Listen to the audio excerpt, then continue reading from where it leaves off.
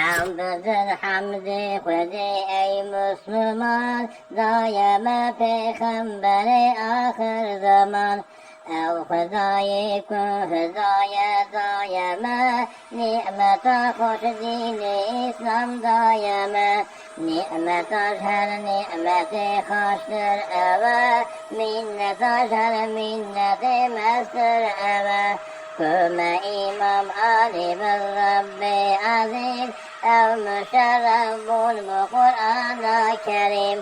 Ev Hüdayi Halık-ı Arz-ı Sema, sünnehiyle ümmete hazer gama. Em günahkar çavlu gufran-ı sana, hibidar-ı rahmi ihsan-ı sana. Em bi imam bin arz-ı mahşeri, Ey Muhammed her havz-ı kevseri.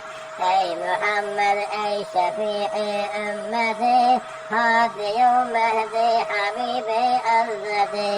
Ey bu çeyti yeni kevnu meka, şehsuvari alemi fahri cihan. Ey Muhammed ey Resul-i İnsigi, Taci taci beyyaka roşanların, Müstedari ümmetaha her fi'i, Deryi fethi cenneta meher fi'i.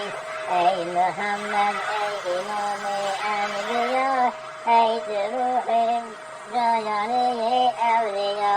Em günahkarım zayıfım bi amel, Hebi afu fazlaya suredir. Em bizahi taklasın ey Nebi, Ruhi dali mehsede cani tabi.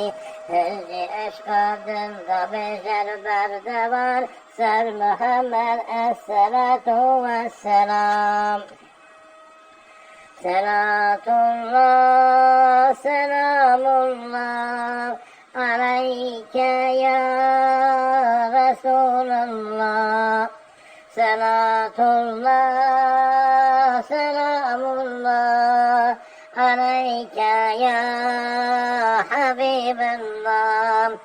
Selatullah, selamullah, aleyke ya veliye velil ahirin. Herkesi talibi hayri püre, Behbede ve mevluda peygambere, Yekriya yezgu